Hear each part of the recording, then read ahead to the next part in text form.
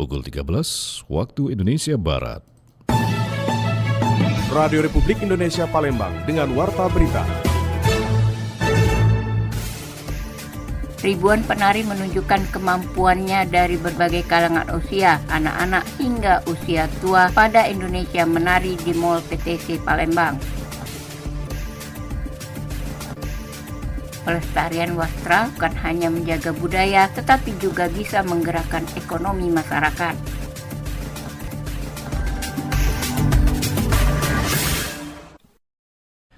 Itulah di antara informasi yang akan kami hadirkan siang ini Senin 13 Oktober 2025 yang berhasil dihimpun tim redaksi RRI Palembang. Bersama saya Haris Ansor, inilah Warta Berita selengkapnya.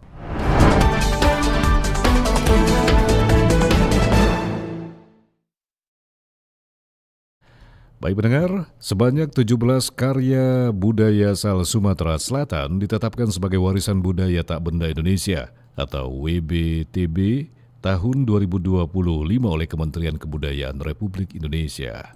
Kementerian Kebudayaan Republik Indonesia melalui Direktorat Jenderal Perlindungan Kebudayaan resmi menetapkan 500 karya budaya sebagai warisan budaya tak benda Indonesia atau WBTBI tahun 2025. Dari jumlah tersebut, sebanyak 17 karya budaya berasal dari Provinsi Sumatera Selatan. Penetapan ini merupakan hasil seleksi ketat melalui proses pengusulan dan kajian oleh tim ahli. Kasih Sejarah dan Purbakala Disbudpar Sumatera Selatan, Agung Saputro mengungkapkan, ke-17 karya budaya Sumatera Selatan tersebut berasal dari berbagai daerah di Sumatera Selatan, yaitu Musi Banyu Asin ada 5 karya, Ogan Komering Ilir ada 5 karya, Palembang ada 3 karya, serta masing-masing 1 karya dari Kabupaten Pali dan Lahat. Salah satu karya lainnya adalah kuliner tradisional khas, yaitu bekasem. 17 karya budaya dari Sumatera Selatan itu dari beberapa kabupaten kota, seperti dari Kabupaten Musi Banyu Asin itu ada 5, kemudian dari Oki itu 5, kemudian dari Palembang itu ada 3, kemudian dari Kabupaten Pali itu tari Dundang, kemudian dari Lahat itu tari Sanggan Sihe namanya, dan satu yang menjadi karya budaya seluruh kabupaten kota yaitu bekasem. Adapun daftar karya budaya yang ditetapkan meliputi Aisan Pak Sangko, Rumah Rakit Palembang, Tari Burung Putih, Bakul Tangkal, Dundai Naik Sialang, Tari Ulang-Ulang, Sedekah Rame atau Bumi Kartayu, Tari Dundang, Adat Pernikahan Suku Penesak Padamaran, Tari Lilin Bepingan, Bahasa Kayu Agung, Tari Cangcang, Legenda Putori Burok, Tari Sangan Singe, Sedekah Dusun Pangkal, Bubur Surau Palembang, dan bekasem. Ditambahkan Agung bahwa pelestarian budaya tidak hanya menjadi tanggung jawab pemerintah, tetapi juga memerlukan partisipasi aktif masyarakat. Penetapan ini diharapkan menjadi pemicu lahirnya kebijakan pelestarian budaya daerah serta menumbuhkan kesadaran kolektif akan pentingnya menjaga identitas dan kekayaan budaya bangsa serta dapat dilestarikan pada generasi mendatang. Dari Palembang, Sumatera Selatan, Muhammad Irfan, Pro 1 RRI terus mengudara untuk Indonesia. Indonesia Menari di Mall sukses digelar. Ribuan penari menunjukkan kemampuan dari berbagai kalangan usia, anak-anak hingga usia tua. Indonesia Kaya sukses menggelar ajang Indonesia Menari di Mall yang digelar serentak di 11 kota. Untuk Palembang, 1.200 peserta terlibat menari bersama di PTC Mall Palembang, Minggu 12 Oktober dengan mencatat peserta terbanyak.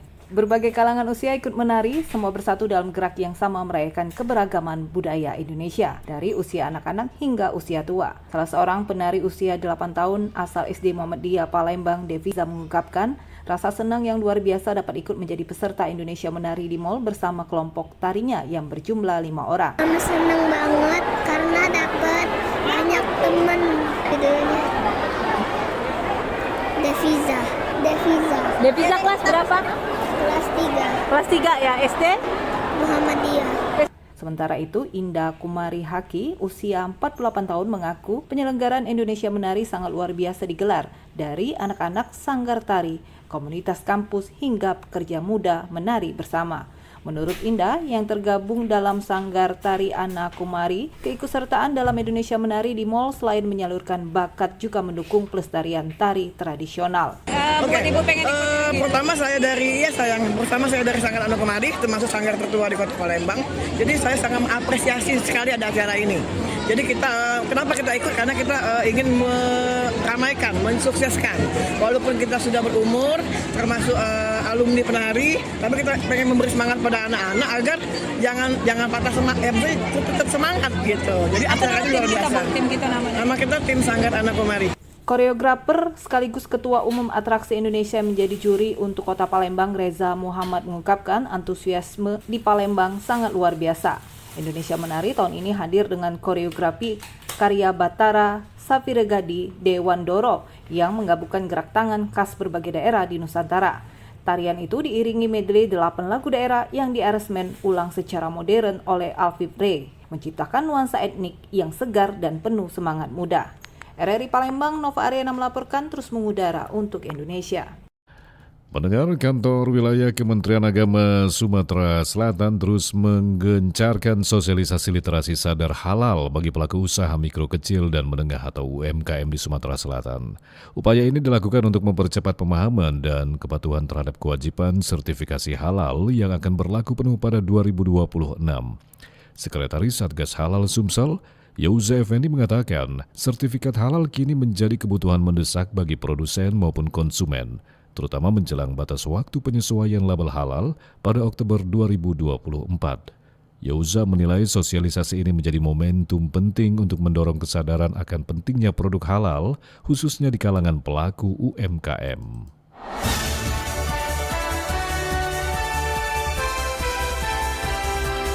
Warta Berita Radio Republik Indonesia Palembang.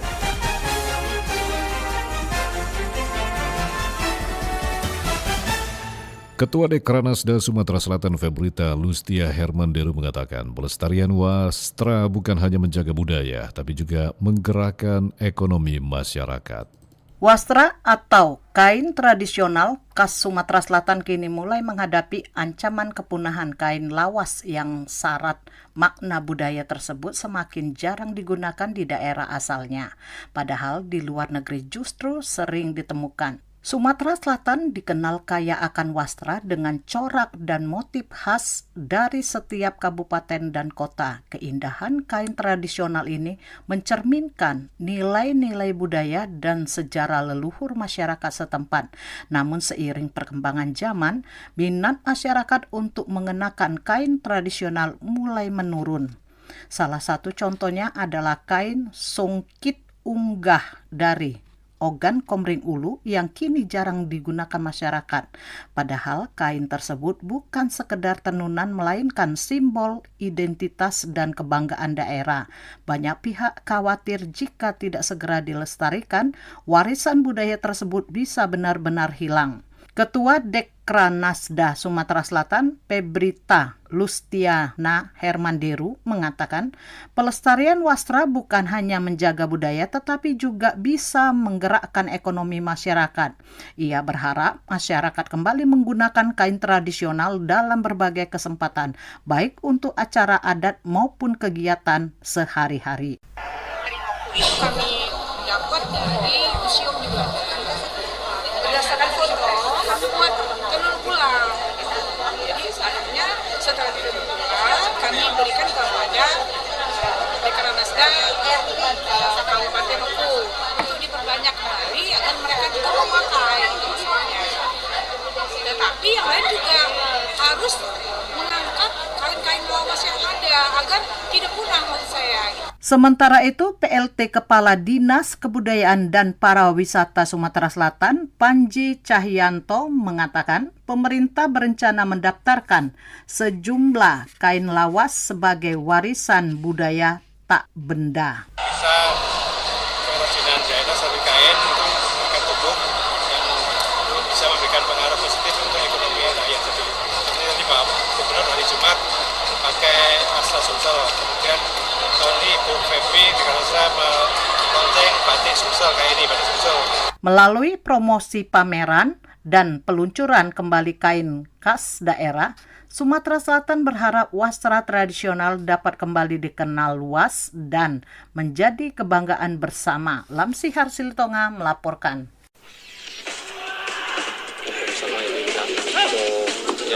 Olahraga atletik Sumatera Selatan berharap pemusatan latihan nggak usah mulu-mulu kan, karena dilihat dari persiapan sekarang dan tim JRT tidak akan terpengaruh terkait dengan pemain sudah memahami kesabaran masing-masing. berita olahraga.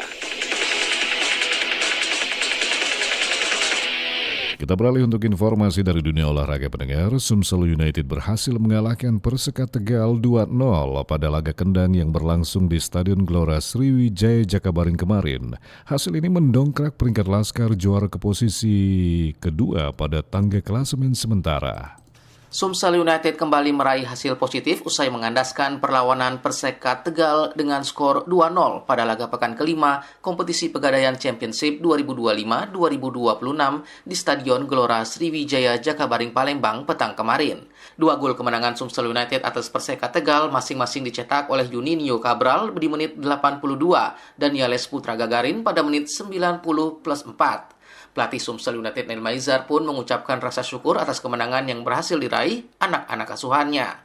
Arsitek asal Sumatera Barat ini mengatakan, meski tim asuhannya berhasil menang, namun masih banyak hal yang harus diperbaiki sebelum pertandingan melawan PSPS Pekanbaru di pekan ke-6 nanti. Alhamdulillah atas ini sesuai dengan yang kita lakukan, udah melakukan eventnya, taktikalnya, tapi cuma bisa membuahkan hasil di menit ke-70 ke atas.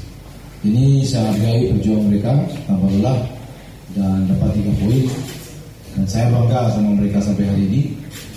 Cuma pesan saya ini seperti biasa, kita tetap bangga dengan diri sendiri, tapi kita tidak boleh membanggakan diri. Artinya kita membumi, jangan sombong, karena itu sudah kita masih panjang. Mudah-mudahan ke depan kita melakukan baru, kita juga mendapatkan poin yang ingin kita capai secara maksimal. Tambahan 3 poin ini mendongkrak posisi Laskar Juaro ke posisi 2 klasmen sementara dengan 9 poin dari 5 pertandingan.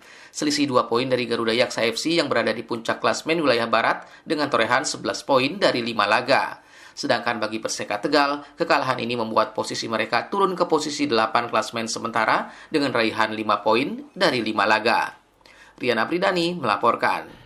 Baik pendengar, mengakhiri warta berita siang ini, berikut kami hadirkan feature potensi daerah di Palembang, menjelajah Jakabaring Sport City, wisata, olahraga, dan harmoni dalam satu tempat.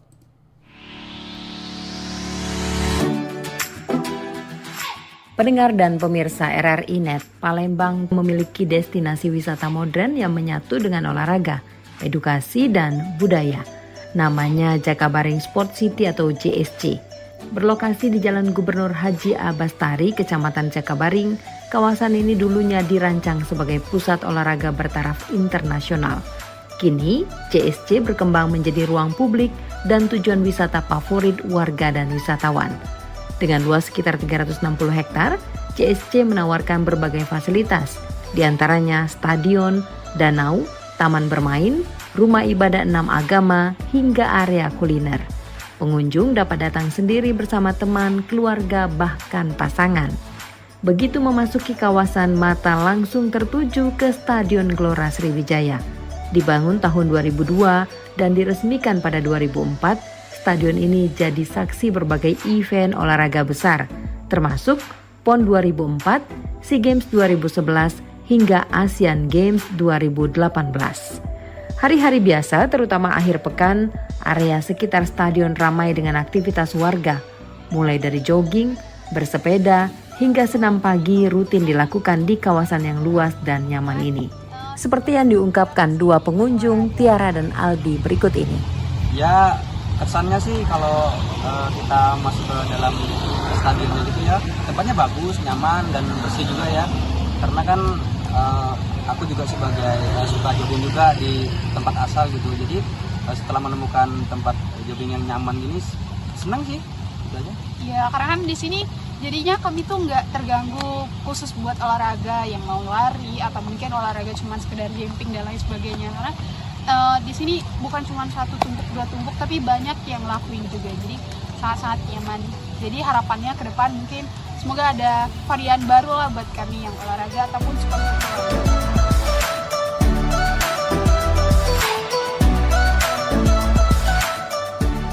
Tidak kalah menarik, pengunjung dapat menemukan rumah ibadah 6 agama, masjid, gereja Protestan dan Katolik, pura, vihara dan kelenteng berdiri berdampingan di satu kawasan, simbol nyata kerukunan di tengah keberagaman. Bagi pencari suasana santai, Danau Jakabaring jadi tempat yang pas. Pengunjung dapat duduk di bawah pepohonan rindang, menyewa tikar dan menikmati angin sepoi-sepoi. Di tepi danau ada dermaga warna-warni yang sering dijadikan lokasi foto prewedding atau sekedar konten media sosial.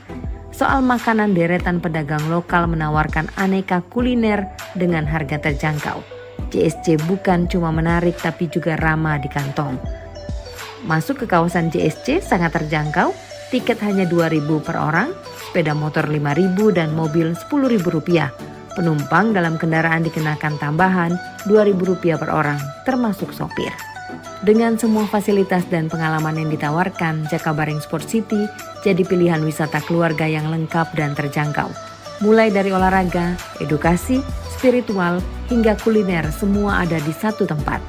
Jadi, kalau Anda sedang berada di Palembang, pastikan JSC ada dalam daftar destinasi wisatamu. Murah, seru, dan bisa dinikmati semua kalangan. Dari Jakabaring Sport City Palembang, Agrani Sihombing.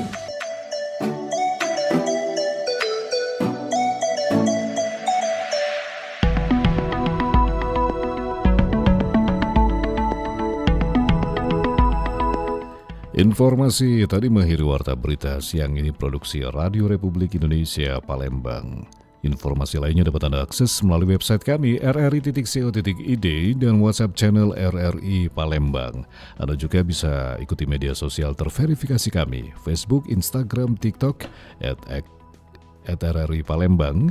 Kami juga membuka ruang aspirasi bagi Anda untuk menyampaikan sejumlah persoalan dan peristiwa yang berada di sekitar Anda melalui line WhatsApp 0821 7927 9090 serta pesan chat melalui RRI Digital. Mewakili kerabat kerja yang bertugas, saya Haris Ansor. Terima kasih atas perhatian Anda. Selamat siang.